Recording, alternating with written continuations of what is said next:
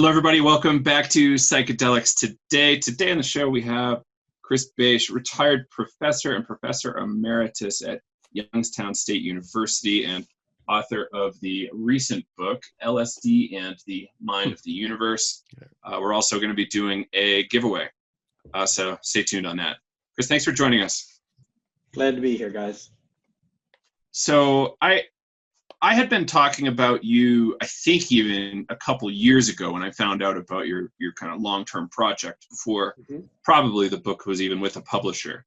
And I was really excited by the idea, and then I just totally forgot. And then all of a sudden we got connected, I think through the publisher. And now I'm very excited to record with you because this is quite the project you've undertaken. And you've got some very unique insights to share. How do you like to start this story? Like, maybe we can start with psychedelics. How did psychedelics come on your radar initially? Well, I had just finished graduate school. I was publishing a few articles out of my dissertation. I was looking for where to take my research. I was a brand spanking new university professor, and I met the work of Stan Grof. And that's what really snapped my head to attention. I did not have a psychedelic history. I'd finished graduate school in religious studies as a pretty deeply convinced, atheistically inclined agnostic. But I read Stan's work and the light bulb went off inside of me. And I said, this is important, not just to psychology, but it's important to philosophy of religion, which was my training. And I wanted to get involved. I wanted to do it. But of course, it had been made illegal. So I split my life. In my ordinary day job, I continued to function as a professor of religious studies in the department, taught conventional kind of courses or semi-conventional courses. And I began what became eventually a 20-year journey working with LSD, following Stan Grof's paradigm, and then pushing the limits of that paradigm pretty far, much farther than I appreciated at the time. And I was trained in philosophy of religion, and so I kept careful records, careful notes, tried to make the engagement as clean and as productive as possible. And I knew there would come a time sooner or later when I would share the experiences or share the insights from the experiences with a broader audience. And after I retired from the university, that time finally came. Oh, perfect. And what was the first did you have any kind of previous spontaneous mystical experiences or anything before that kind of clued you into how important these things might be? No, I've always been envious of people who have had, I was 12 years old when I had my first spontaneous mystical experience. That's not the way it's been for me. I've always been kind of deeply locked into my body and my physical experience. I was reasonably well educated in Western religious thought. I became educated in Eastern religious thought, in a broad spectrum of contemporary thought. But no, I had no background. In many ways, I'm the last person you would have expected to write a book on deep psychedelic states of consciousness. I grew up in Mississippi. I got a degree in theology from the University of Notre Dame before going on to graduate school. So it wasn't part of my background at all. I'm curious, how did you stumble across Stan's work by not having any exposure to psychedelics beforehand? Well, I was reading widely in different areas. I was reading in kind of emerging transpersonal psychology. It interested me. The two people whose work I met my first year out, one was Ian Stevenson, whose work at the University of Virginia convinced me that reincarnation is a simple fact of life. And that was a jolt, because it hadn't been part of my education anywhere. And then I met Stan's work, and he had just published 2 years before Realms of the Human Unconscious, and that was a book that really did it for me. And so Ian gave me kind of empirical evidence that there had to be another dimension of reality other than the physical world, because if there is any time interval between the death of one personality and the birth of the second personality, there has to be a place for them to exist during that time. And Stan gave me the methodology that allowed me the prospect of exploring that reality. So I just decided to go for it. So That's maybe awesome. next, like what did the protocol look like to you? Like to me, it looks like a very clearly looks like the work being done at Hopkins and by MAPS now. But was it any different in your perspective at this point? No, I think it's pretty much conventional in that respect. You're always working in complete isolation. You're always working with a sitter. You're always working with a very carefully curated playlist of music. The difference is after I did 3 medium dose LSD sessions and then shifted to working with very high levels of LSD. So I worked at 500 to 600 micrograms. At first, I did it simply for efficiency because it was hard to get time in a dual career marriage for, arranging a session day, and I wanted to make the most out of every day. I also thought it would get me to my early goal of enlightenment faster if I could kind of chew through my karma in bigger bites. That eventually is a project that just dissolved along the way, and the whole concept of a personal spiritual journey or strictly personal evolutionary project that fell out along the way. So the difference, I think, is the quantity, the power.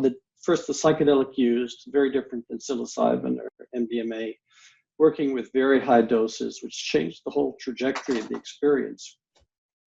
And then I basically began to curate a much more aggressive playlist with the music. I used a lot more indigenous music. I didn't use classical Western music. I used a much more aggressive approach in the music itself. But otherwise, very much like contemporary therapeutic approaches to psychedelics. Yeah. Huh. That's interesting. I guess to backtrack a little bit too. So your book really kind of covers these, 73 high dose sessions. So like your book is covering all these insights of your experiences and some of your philosophical work and really understanding consciousness from these experiences. So I don't know if I forget if we gave that little intro there. So that's just to give some context of what we're talking about and what Joe meant about protocol of how you're setting that up. And I'm curious, why did the music change over time? I happened upon some indigenous chanting music and I threw it into my session on the next day or the next week. And it had such a profound impact on the intensity of the session.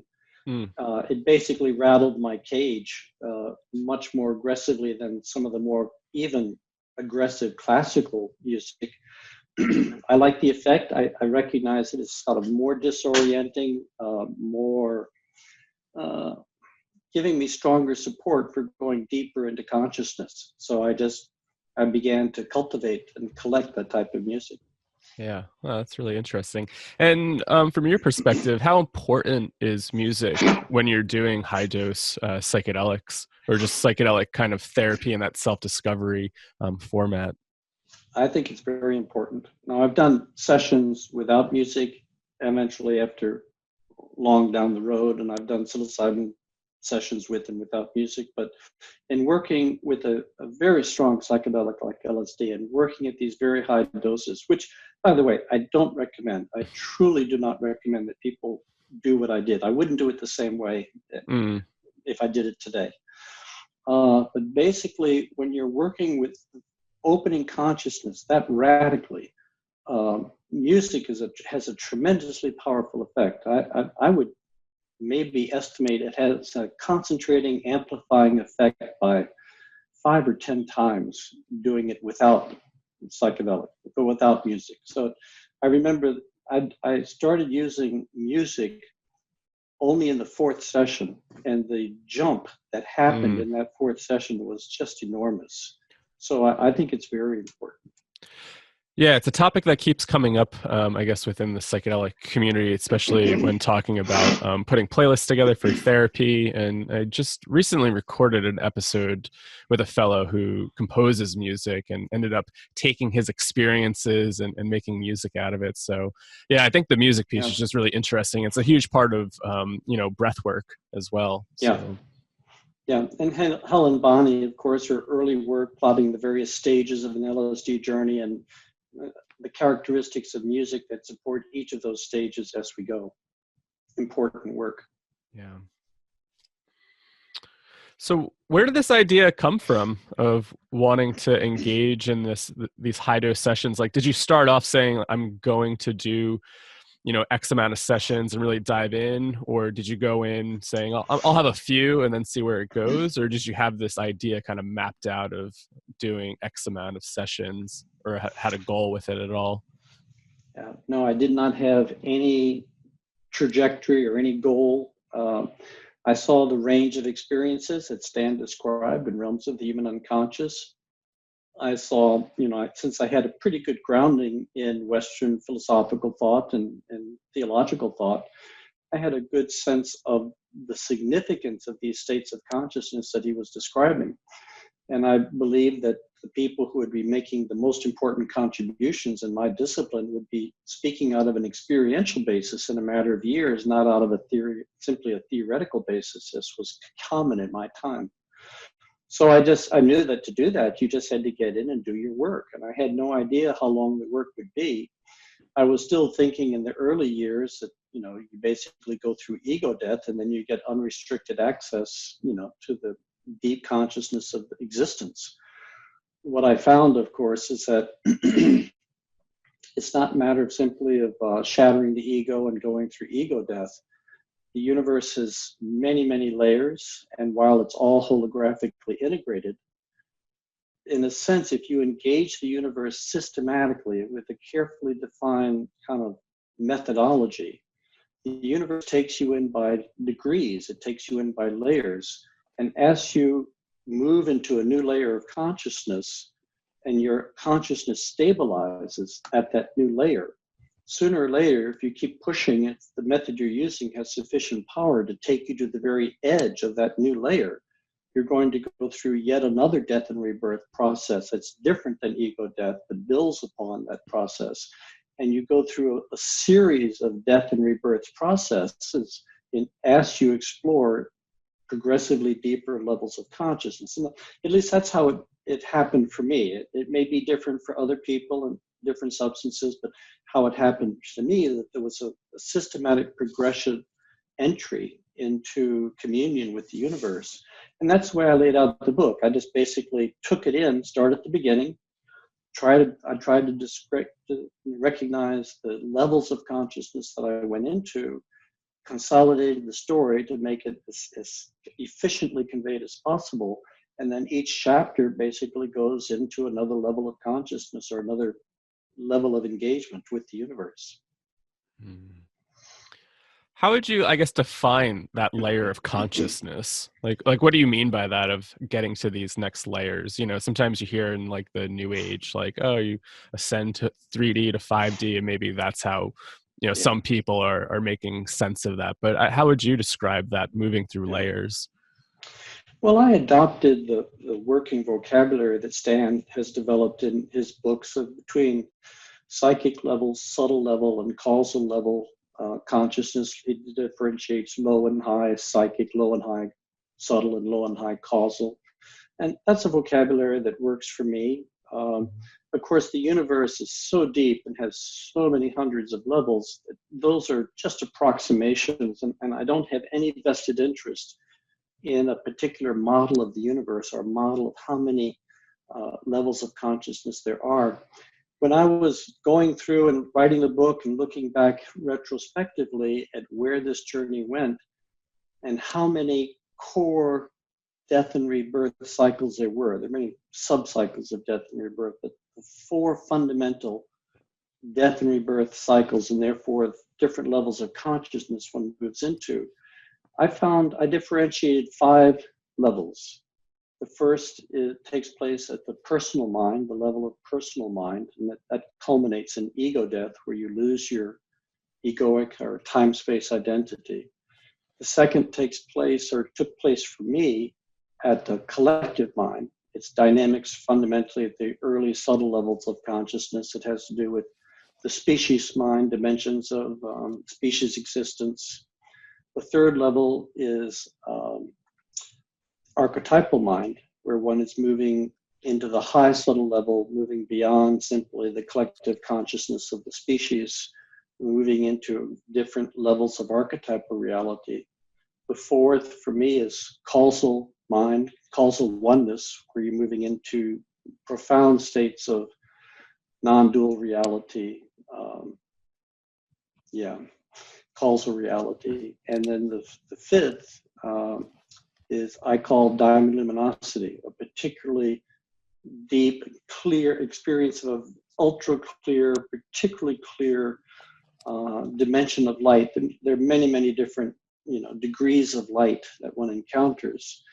The closest I could find in the conventional spiritual literature to this was in the Buddhist concept of Dharmakaya, the clear light of absolute reality, the light that exists prior to the Big Bang. Right. Stan even kind of talks about that with his first LSD experience, right? Yeah, he was talking amazing. about the lab proceeding and way out. Yeah.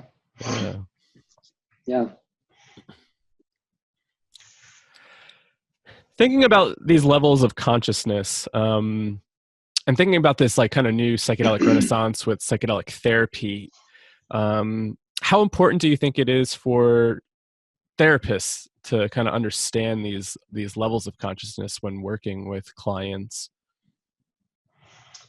If you're going to be a psychedelic therapist, of course, because there are many different levels of consciousness, as a therapist, one works at different levels of consciousness. So I don't think a therapist has to have deep familiarity with all the levels to work at the early levels. But I think the conventional wisdom, it's a good wisdom that if you're going to be working with clients going into deep non-ordinary states of consciousness, you must be personally familiar with those states. Otherwise, how can you be the stabilizing factor in the room when someone is losing their mind and is terrified of losing everything they know to be real? If you haven't been there yourself, if you haven't learned to let go, how can you help someone else let go at those deep levels? So I think it's very important. And that poses a challenge, of course, in training psychedelic therapists, because we're in this gray period now. But that's going to be changing. We're going to be moving into a different legal environment soon, I hope. The work that you guys are doing and other people are doing is really creating new possibilities. But I think, personal experience is really important in this area. Yeah, thanks for that. It's been a hot kind of topic, I guess, that people have been exploring. Should therapists really understand these layers of consciousness and these experiences to be a guide? Yeah. Right, which is interesting. This whole idea of, yes, you can get this training, but you don't necessarily need a session. But then there's this whole vast realm of religious and philosophy, like this material that discusses all of these states in kind of a literature form, or we can go experiential with it too. And my problem lately is I really want a very strong argument for this, and I haven't really personally been able to come up with one. A strong argument for the importance of personal experience. At least personal experience. But the point I think that you made, which is unique, is there's these very complex spiritual experiences you can have, transpersonal experiences you have, and that's not really discussed in the literature, as far as I can tell. In terms of at least the recent literature, like how do you be about this? Yes, you became Buddha for a millennia, and now you're trying to, work at your day job again.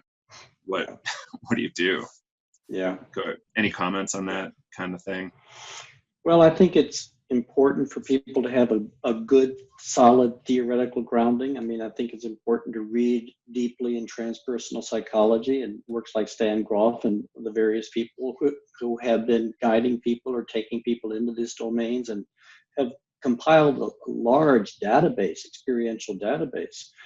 But if you don't have personal experience of these realities, you're always working at a disadvantage. And you can have a verbal understanding of what it means to go through into certain territories. But if you haven't some personal exposure of this territory, you're going to make mistakes. You're going to draw inferences where an experienced journeyer would not draw those inferences. You're going to find correlations where there aren't correlations. You'll miss correlations where there are correlations. These are very, very complex experiences. I mean, my journey lasted from 79 to 99, right? Covering a 20-year spread. I didn't publish this book for another 20 years. And partly that was because of the legal complications. I had to retire from the university before I did this. But partly it took me years during the sessions and years after the sessions to work out the complex overlapping phenomenology of these states of consciousness.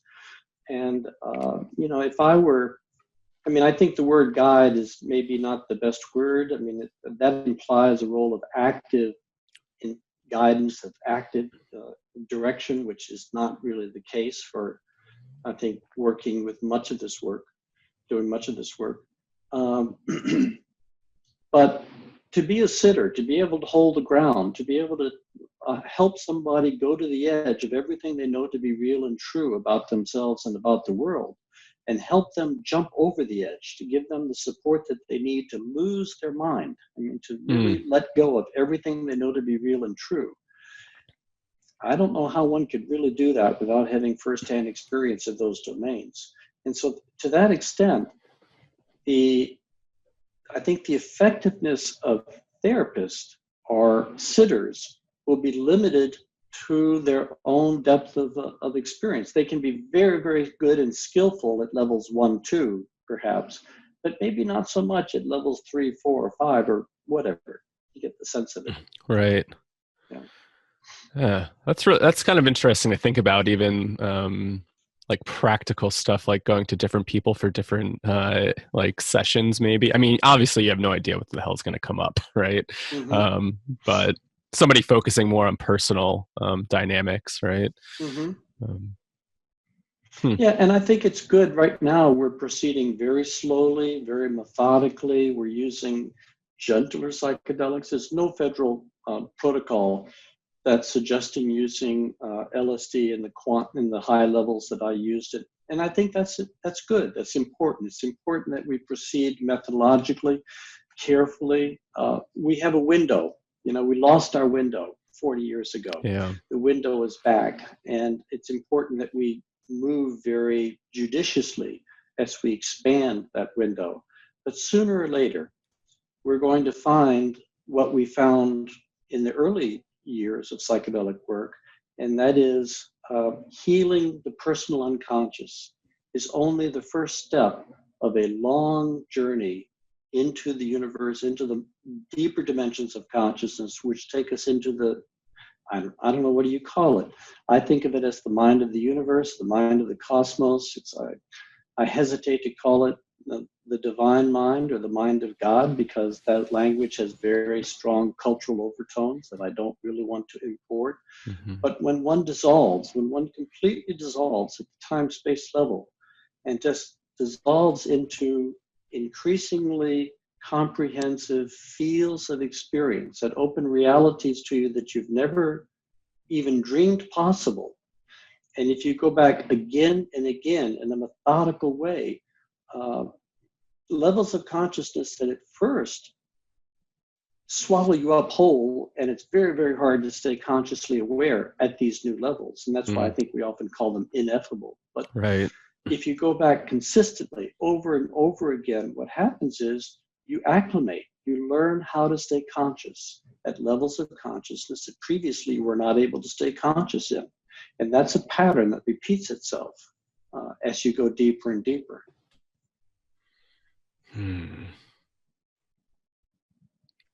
Yeah. I find that to be really true. Are you familiar with this gentleman, Kalindi Ayi from Detroit? I'm not. He is a very strong proponent of these high level doses, and I struggle with his arguments around it, but yours, seems quite sensible. It's, how do we approach it? I'm not a proponent of high doses myself. I mean, I did this work. I came through it. See, in the early years, the early high dose work done at Spring Grove Hospital with terminally ill patients, well, it's limited to 3 sessions.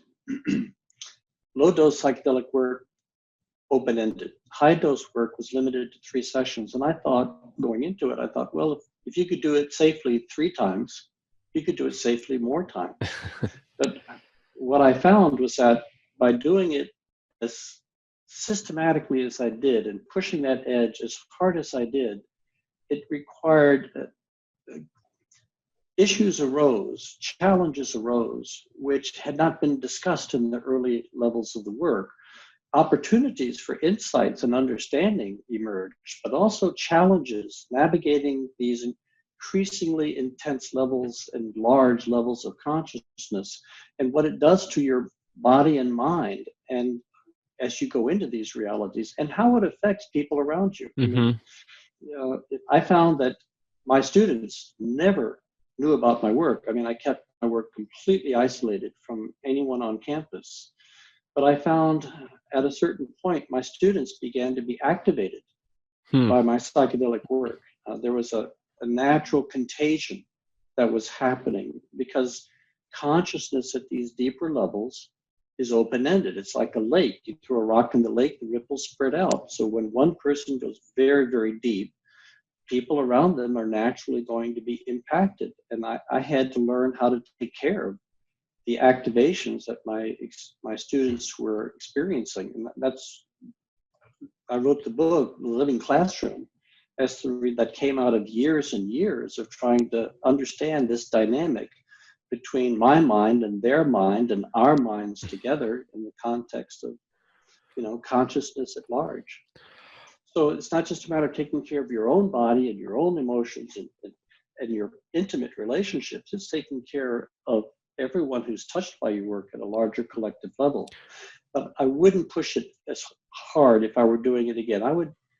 It's not that I would avoid working with high doses, but I would balance it working with lower doses. And I would balance working with LSD, which pushes a high cosmological ceiling, with psilocybin work and ayahuasca work, which is much more kind of embodied psychedelic states. Yeah. Yeah, man, there's a couple questions I want to ask. I don't know which direction I want to go into, but I want to come back to this idea, the ripples, right? Because I've thought about this a lot, and I'm kind of curious what your take is on this, of having some of these experiences. And I've even had it in breathwork sessions where it's like tapping into, I guess how you describe it, like this lake. You kind of toss it in, and there's like ripples in time wave or something like that, where all these kind of synchronistic things might start happening. And I'm wondering, from your perspective, you're talking about your students changing. Do you think that was more in the sense of your presence and the way that you were showing up? Or do you think it was kind of more in that subtle realm world where you're going into these states and it is having more of a ripple on some other sort of level? I think it's a both and. I think it does, as my work changed me, certainly my presence in the classroom changed. But the more interesting aspect, I think, is working at the subtle level. Right. I began, for example, I found that when I was lecturing and just looking for a random example, looking for an example to illustrate some concept that I wanted to, was bringing forward. And I would pause, I would just stop, and my mind would go blank, and this idea would come to me to give this example, and I would use that example. And students began to come up to me after class and began to say very quietly, when they were sure no one was listening, it's funny you use that example today, because that's exactly what happened to me this week. And this, first I thought this was just, an interesting, accident. But it kept happening and happened repeatedly. And not only was it happening frequently enough that I knew it had to have some significance, but the deeper I went in my own work, the more the students were being touched in very, very deep, private, personal areas of their lives, places where they needed healing, places where they were blocked, places where they needed some help getting through to the next stage of their own development. So as I was kind of facing my blocks and entering into deeper communion with the intelligence of life, it was as if the very fabric, the intelligent fabric around me was being activated and triggering these kind of aha moments with my students and their own confrontations with their blocks. And the students knew that something unusual was happening. I couldn't exactly explain what it was, but I had to, we all knew something was happening. So I would have students taking my courses partly for the intellectual content, but partly because they wanted to be in the energy of the room. But I found it wasn't just that there was a resonance spontaneously occurring between my energy and their energy. There's a second phenomenon that I discuss in the living classroom, and that is the effect of group fields. Yeah. That is that just like morphogenetic fields, Rupert Sheldrake's concept of morphic fields, except these are smaller. These are not species-wide fields. These are more specific fields. I found that there were psychic fields growing around my courses that were getting stronger year by year the more students studied with me in these courses. And it was a field that was being generated by their learning. So hundreds and hundreds of students learning over many years creates a field that was impacting and accelerating and deepening the learning of subsequent students in subsequent semesters. So there were multiple factors going into this phenomenon. Yeah, it's super fascinating, and I don't know how to make sense of it at times. So yeah, thanks for sharing that. Well, it turns out that once you let go of an atomistic psychology, and it's not that atomistic psychology is really true. That is, the psychology which treats our individual consciousness as the individual standalone phenomenon. We know that that's true. But underneath that is a quantum reality, it's a quantum psychology. And once you let go of this idea that everything that happens around us can be explained in terms of the aggregate of simply individual awareness and open to this larger participatory cosmos where there is a deeper context, it's like a deeper tide that's always moving in and out, it's always flowing. It actually becomes very coherent. It's very easy to understand. It's just that you have to shift your metaphysical basis. Right. Yeah, that makes sense. That makes sense. It's like plate tectonics. In the early years, it was very, very hard to see. It just looked ridiculous. But once we began to see it, then a whole lot of data began to make sense, and it was elegant and simple and transparent. Yeah. I'm curious also to kind of go back to that idea of kind of incorporating mushrooms and ayahuasca. You kind of said that it seems to be a little bit more body medicine. Could you talk about the difference between your experiences with LSD and the more plant-based psychedelics? This is a question that we've been asked a lot, and I think we even chatted about it in our course last 2 nights ago, of like, what is the difference between like LSD? Is that a little bit different? That like I've always, like somebody said, oh, I always heard it's like more psychological than say, more kind of like biographical and doesn't have this like spirit, right? Where Albert Hoffman said, right? He said, psilocybin, there seems to be something in there, right? So yeah, I wonder what your take is. Well, inevitably, my take is based on my own personal experience. And so it's always dangerous to generalize on an N of one. So I just don't want to overgeneralize.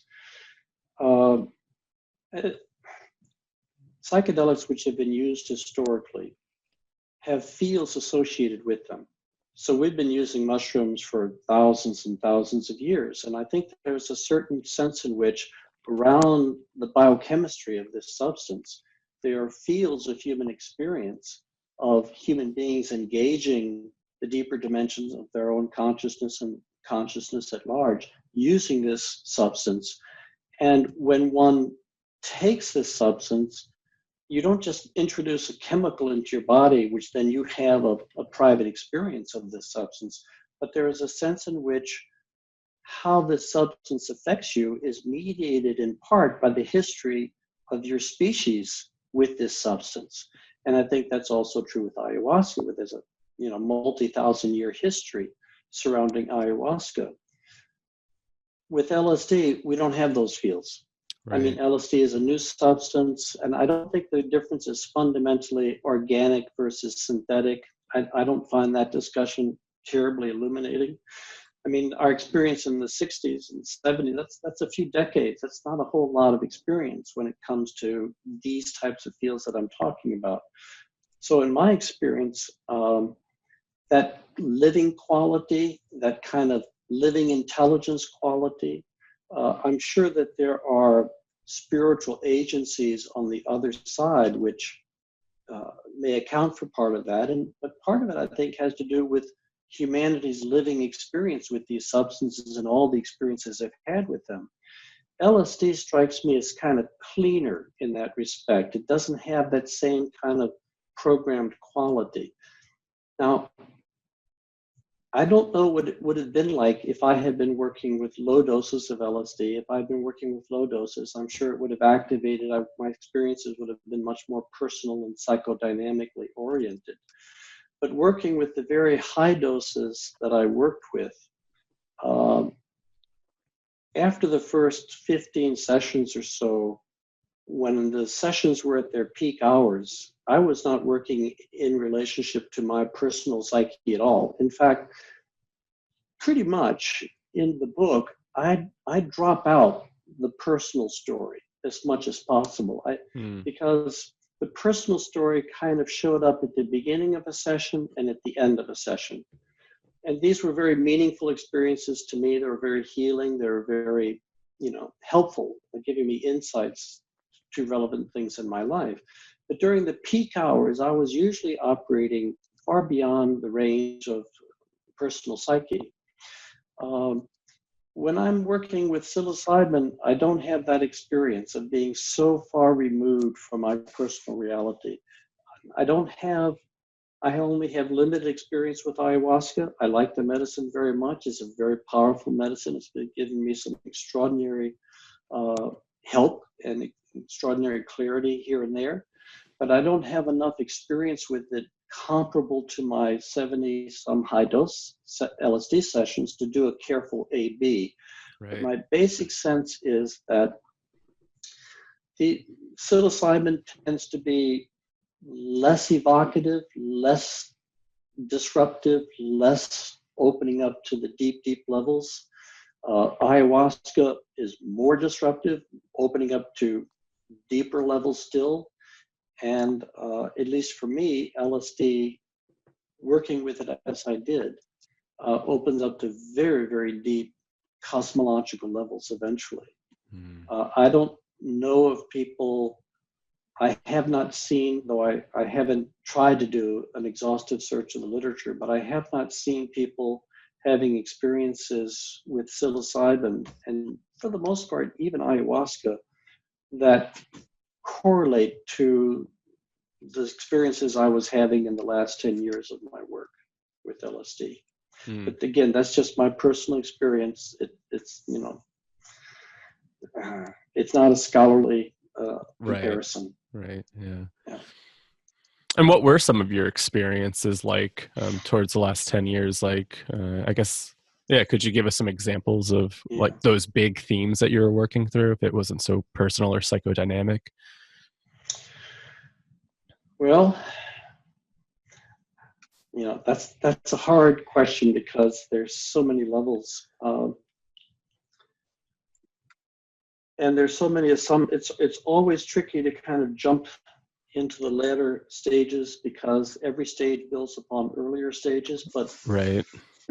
one of the barometers I would mention, for example, would be time. When I went into subtle level reality, for a year, I had a consistent set of experiences where I experienced the totality of my life from beginning to end as simultaneously present in the immediate now. So I not only had insights into my old age, and I didn't experience my age in a sort of abstract, theoretical way. I experienced the distilled essence of my entire life boiled down to right now. And all of the data of my life was present at this particular moment in time. This was such a mind-shattering possibility that when I first came back out of this experience, I couldn't remember it.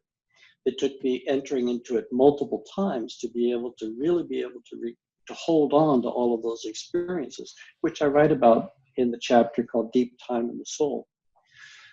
Going beyond that, I began to enter into archetypal dimensions of archetypal reality. I began to have experiences of something like the Platonic domain of the reality behind time-space reality, except it wasn't archetypes like Plato conceives of them. Plato conceives of archetypes as unchanging ideas in the mind of a transcendent intelligence. In my experience, these were vast, huge beings that were so huge I couldn't wrap my mind around them. And the best my mind could do in imaging them was to sort of see them as galaxies, which I think was simply my mind's attempt to image something that one would measure in hundreds or thousands of light years of scope.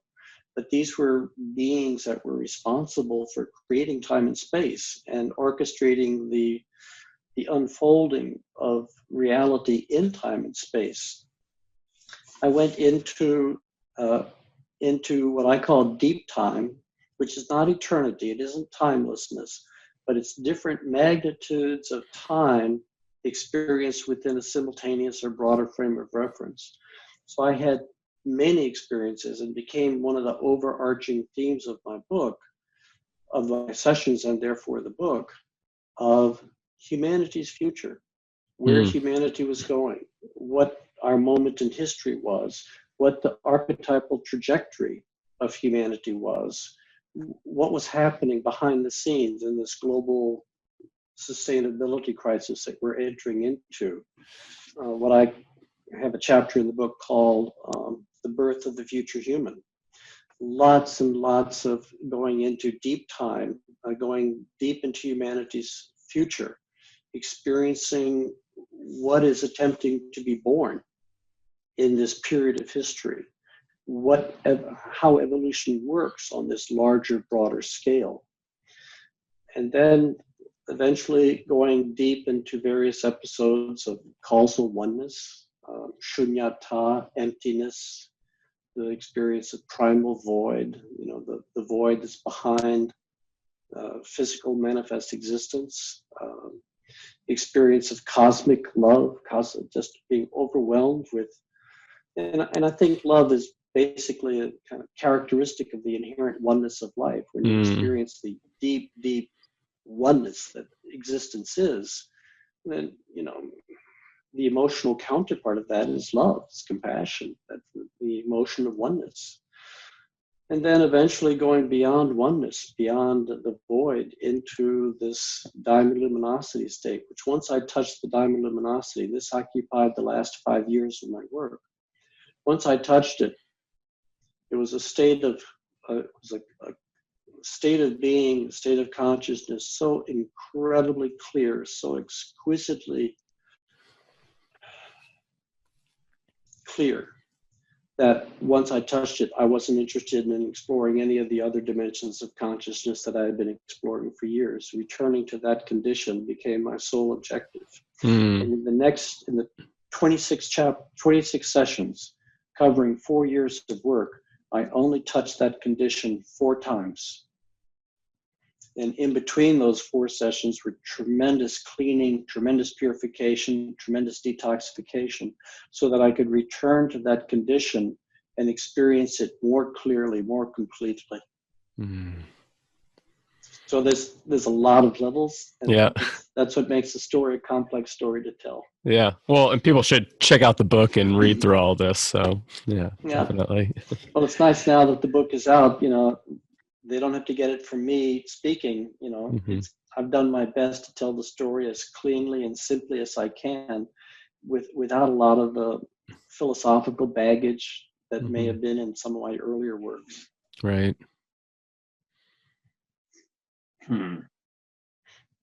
Is there a story that you'd like to tell the most about your project that maybe you could share here? Or any kind of specific gem you like to share the most? You know,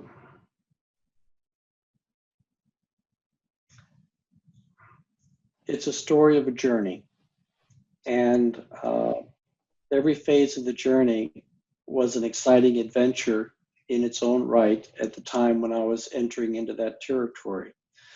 And each one was absolutely fascinating and captivating to me when I was going through this material. And so I don't have a favorite per se. I mean, I think, of course, the Diamond Luminosity is, for my own personal heart, that is the deepest dimensions of the story, the deepest aspect.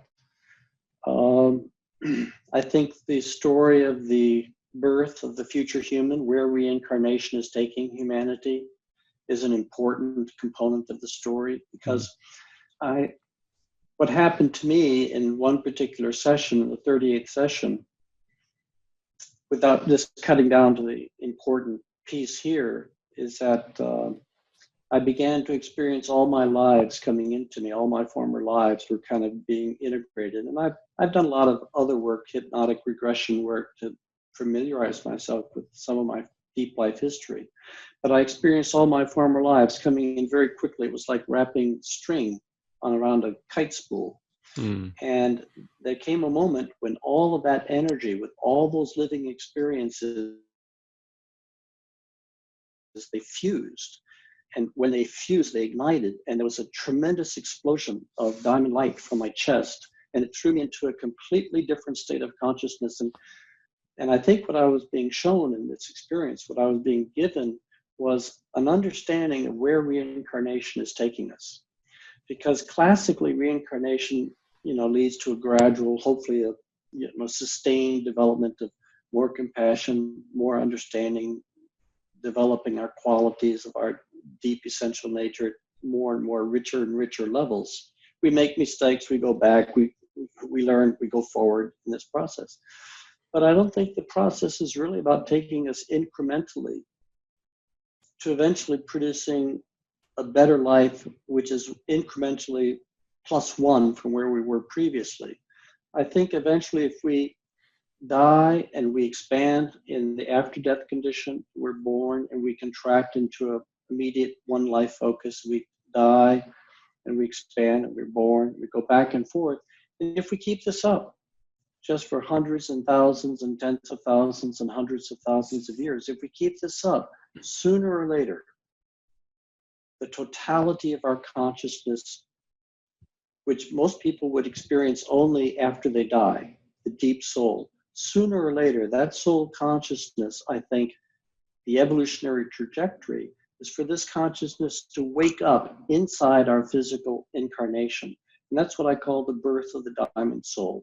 When we wake up and we are not tempted to identify with simply egoic, this body mind kind of structure, that we know ourselves to be an internal being, we know ourselves to be in relationship with other eternal beings. We have a felt sense of history with many, many of these beings, and the compassion that comes with that history, and a sense of open transparency to the cosmic intelligence at large.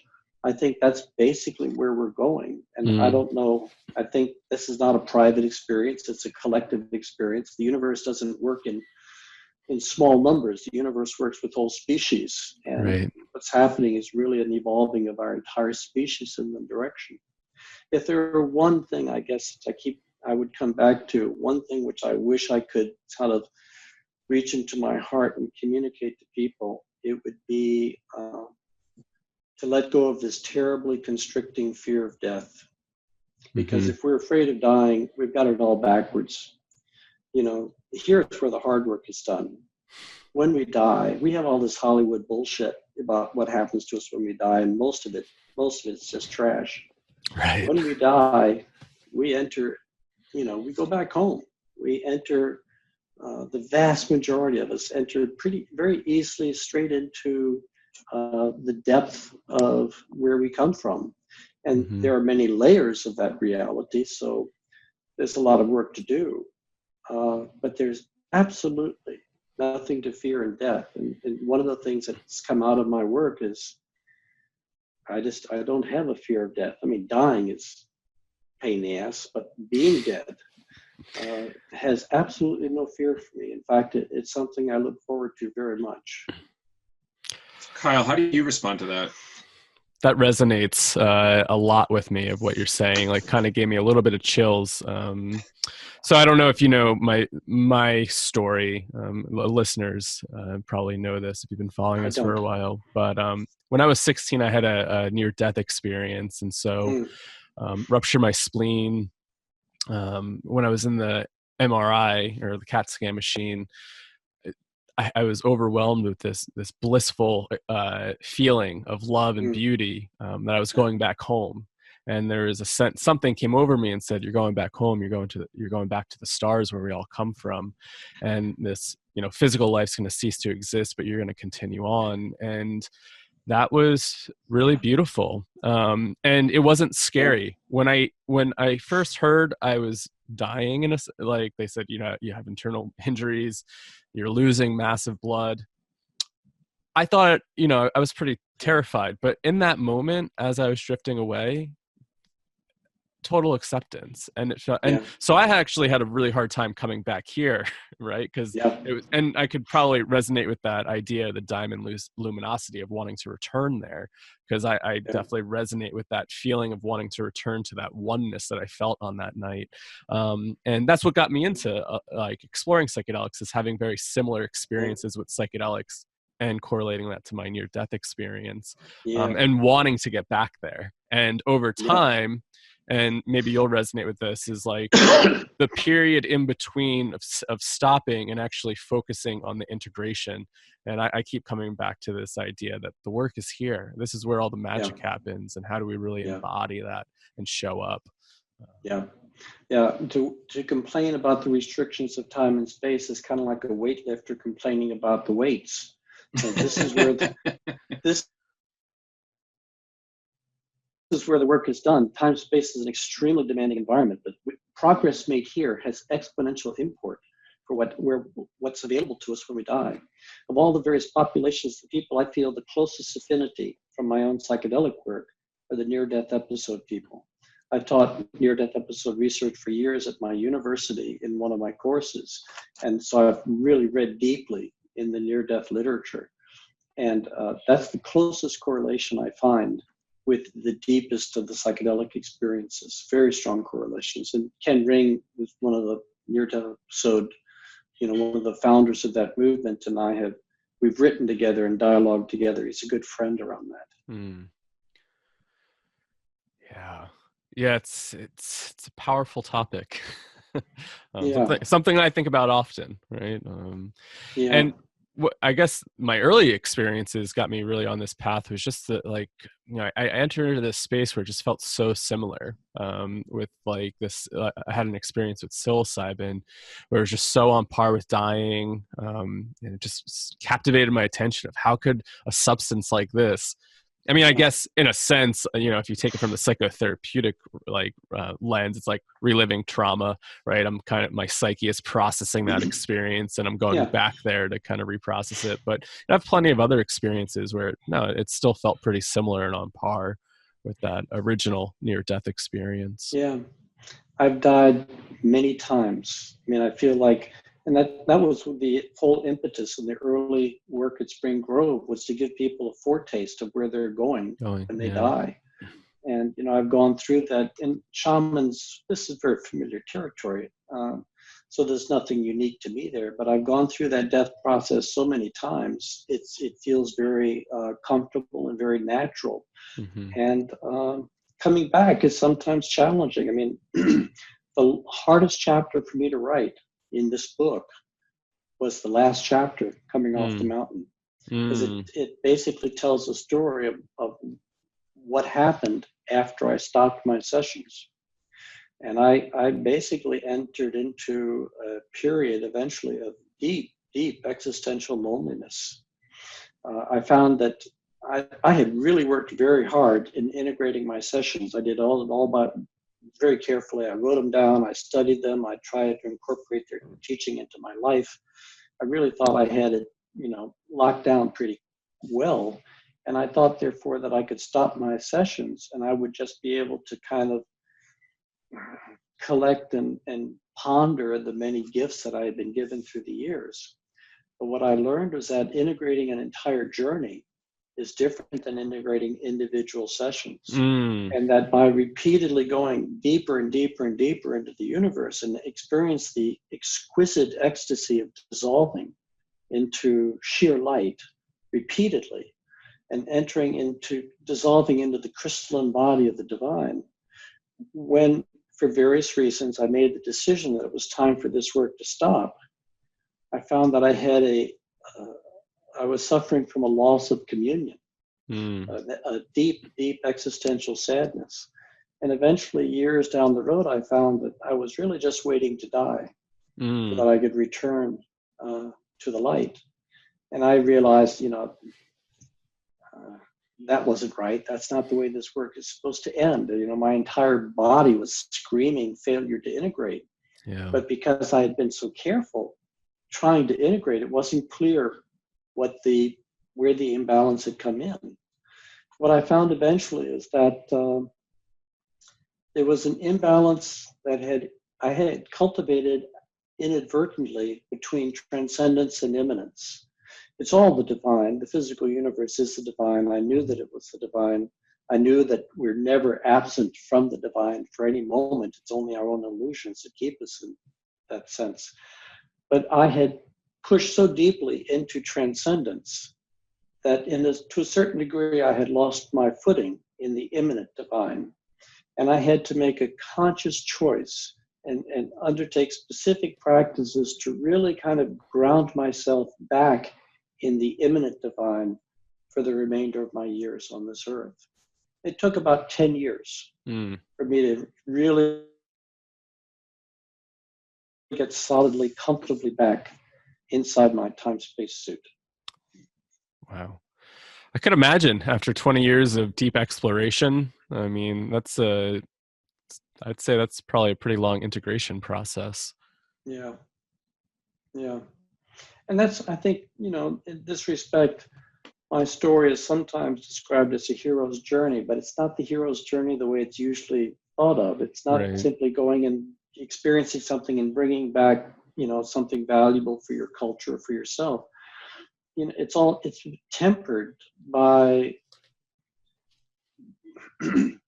it's tempered by a kind of lesson that comes from dealing with not the failure of some aspect of the journey, but actually of the success of the journey, of being wounded by the sheer beauty of what one experiences. You literally are wounded by the beauty of the universe, by the experiencing the extraordinary intelligence of the universe, extraordinary love of the universe.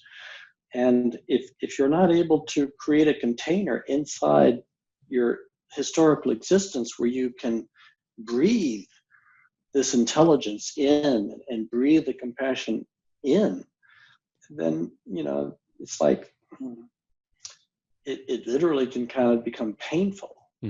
So my story is in part it's a cautionary tale. It cautions against, and even though I tried to be as methodical as possible and do it as carefully as possible and integrate it as deeply as I could, it cautions against going too deep, too fast, if you can call 20 years too fast, going too deep or deeper than you can actually productively use. And I think my memories have changed not only the rest of the years of my life, but my memories have changed the trajectory of my soul's entire evolution. So I don't think of the results of my journey as necessarily coming to fruition in just, the next few decades. I think they come to fruition over lifetimes. It's changed the entire trajectory of my deep evolutionary project. And I think that's true for anyone who enters into this, when you enter into deep intimacy with life in this way, you purify and you offload a lot of, painful trauma, whatever. But you also open up to a different relationship with the universe. Right now, my primary way of being with the universe in this intimate way is not working with psychedelics. That time of my life is largely over. I'm 70 years old, and this is, somewhat of a young person's game. I do a lot of classical contemplative practice. I do a lot of Vajrayana practice, which I find to be very complementary to deep psychedelic work. I don't feel any cross purposes between the two different methods of working. I should mention in this context, though, I think it would be a mistake to sort of evaluate the value of deep psychedelic work by holding it accountable just to the Enlightenment project. I started this work with an agenda of an Enlightenment project. What happened was my personal awakening was completely eclipsed eventually by a project of a collective awakening. All my work began to be focused on a type of healing of the collective psyche that went beyond my personal healing, and an awakening of the collective psyche that went beyond my personal awakening. And then it became just a radical adventure, a cosmological adventure, going so deep that it would be impossible to bring those experiences back and stabilize them in some kind of spiritually awakened state. It's just a different project. The Enlightenment project and Cosmological Exploration project, these are two different projects that have to be evaluated on their own terms. My 2 cents. No, yeah, I would agree. It sounds, yeah.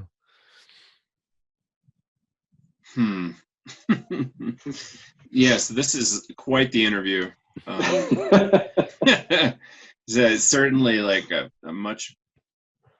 I knew it was going to be a big topic, but I'm always impressed by how big some of these things become. And, I do think some people are doing similar projects nowadays, though. Yeah. I wonder if LSD is still in vogue in this context, I don't know. I worked with LSD primarily because that was the work that Stan had done most of his early work with. And I trusted what I saw in Stan's research. And I trusted, the history there and the methodology he developed. I only began to work with other psychedelic substances pretty much after my LSD work was done. And so the mind that I brought to my psilocybin experiences and my ayahuasca experiences and salvia divinorum, so on and so forth, the mind that had been transformed by all my previous psychedelic work, which is the other thing important to take account of, that the experiences that we have reflect the entire history of our working in non-ordinary states of consciousness. So if we've done this work only 2 or 3 times, well, then we have that kind of depth of experience to bring to it. But if we've been doing this work for years and years and years, naturally, these substances are going to have a different kind of effect, because we've been transformed. The way I think of this is that, at least in my experience, the universe is an infinite ocean of possibilities, just an infinite ocean. We'll never, ever get to the end of it. I used to think that we'll get to an end state. That was the project, to get to hold, to get to the end condition. That was taken away from me along the journey. I began to understand it's an infinite progression. I'm getting distracted from my original point by that particular image. Yeah, I'll just stick with that. I lost my train of thought, but yeah. That works for us because our orientation is this Grofian meets Whitehead and John Cobb kind of synthesis, and largely this at least the project of the company here.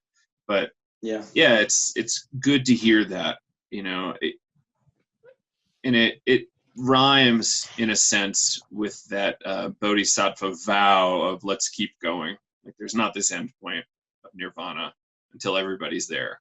And it's going to be a long, long, long, long time, if time even enters into that discussion. It's a long time, except of course it's speeding up. You know, it's kind of like our collective karma as a species is coming at us hard. You know, the whole history, you know, our culture is basically a culture that's been built by ego. And for all the many virtues and values of the ego, it's basically, it's fundamentally a fragmented condition, and therefore it creates a world which is deeply imbalanced between ourselves and between other life forms. And, you know, that world is coming to a radical and accelerated breakdown. And I think this is actually part of the evolutionary pivot, that we are coming into a time where we literally will not be able to continue operating out of the same, not just an economic or industrial or technological basis, but we will not be able to continue functioning out of the same psychological basis of egoic consciousness. So how fast we might make this transition, if we use historical projections from the past, we'd probably deeply underestimate how fast this could happen. In fact, in that chapter on the birth of the future human, where I talk about particularly one session 55, that took me deep into the death and rebirth of humanity, the message that kept coming through over and over and over again was, this is going to happen much faster than anyone is imagining. It's going to happen much faster. You know, so I think the game is getting very, very intense. We're being driven into nonlinear dynamics. Feels that way. Nonlinear consciousness. Yeah, the dynamics, the collective psyche is being hyperstimulated by the trauma that we're going into. And when systems, we know from physical systems, when physical systems enter into nonlinear conditions, they can do things that they could not do when they were in lower energy linear conditions. And I think that something similar happens with psychic fields. That when the integrated psychic field that holds all of our individual minds, when that psychic field is hyperstimulated by the suffering that we're going into, when it's hyperstimulated, will eventually move into a nonlinear condition, and the rules of nonlinear conditions of dynamics apply to psychic fields as well as physical fields. Small changes can elicit huge outcomes. Latent connectivity, which was kind of invisible at the linear level, becomes suddenly active and visible at the nonlinear level. Things can happen much faster at the nonlinear level than at the linear level.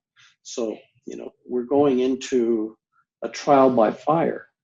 And I think this trial is actually part of the conscious intention of the creative intelligence itself. I don't think it's accidental.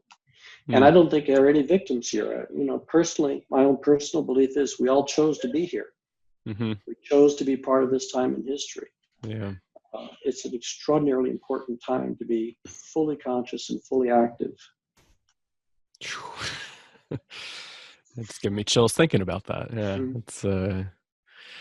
it's interesting. It does feel like things are really kind of speeding up. And, you know, sometimes I'm like, oh, you know, you always kind of hear that as you get older, time seems to be speeding up. But even, you know, talk to people that are older and like things just seem to be happening quicker and quicker.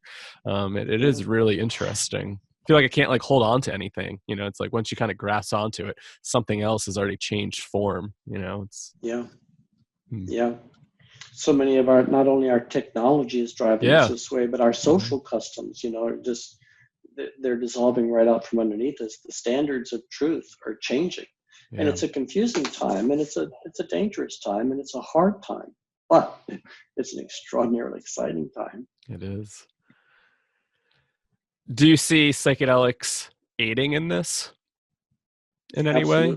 Yeah, absolutely. I think that the ways in which psychedelics have come back into our culture, both from the Central American and South American cultures, which have kept this tradition alive, the new psychedelics, these, you know, LSD is often compared to the atom bomb, since they were discovered at the same time. this exponential, this opportunity to explore dimensions of consciousness that previous generations, for the most part, and classically have had to spend lifetimes meditating in order just to get access to some of them. And now people of even modest spiritual capacities can have temporary experiences of these realities, which have a profound, they require a profound redrafting of our existential assumptions about how life works, and that we can do this. We can engage these dimensions of consciousness, not for recreational purposes and not even for healing purposes, but we can engage them systematically for educational and deep transformational purposes, not only for our own personal transformation, but we can work on behalf of the collective in these states of consciousness. I mean, I think psychedelics have just, that's what I saw when I first read Stan Grof's book. I thought, wow, this is going to change everything. It's going to be a true before and after development. It's like the invention of as he says, the microscope for biology and the telescope for astronomy. It just increases the quantity of data we have access to, so that it forces a radical revision of our theoretical understanding. I think psychedelics are part of it. And just in time, because we have very little time. Yeah. It feels that way. Yeah, it's coming at us very fast. Very fast. Cool. So I hate to end the podcast, but we're at over an hour. And I want to be respectful of your time. And I really appreciate this. This is a very enlightening episode. Can you tell us a little bit about where people can find your book and perhaps the upcoming audiobook? They can find the book on Amazon. I'm just putting the final edits on the audiobook. I'm not sure that will be released through Inner Traditions. I'm not quite sure what the vehicle will be for that, but it should be out hopefully by the beginning of the year. I will have a website up hopefully by the first of the year. I'm way overdue in revising this website and getting it posted, but eventually within a month or so, people will be able to find me at chrisbache.com. That's going to be the easiest way. Right now, most of my written work and some tapes are collected at academia.edu under my name. Cool. You can find them listed there. But right now, I'm not as good on social media as I should be. It's hard to keep up with. Yeah. Only do one. It's not worth being everywhere. Yeah. But what's really exciting is the book is finally out, and it's as clear a presentation of this material as I've been able to. It took me 5 years to put it together and bring it forward. And it's as good as I can tell the story. Awesome. Well, thank you for all your work, and really appreciate you joining us on the show today. Thank you, guys. It's been a real honor. I really appreciate the work you're doing. Keep it up. Thank you. And keep getting the word out. You know, you guys are social catalysts. We need all the social catalysts we can get these days. Thank you. Yeah, we'll keep plugging along.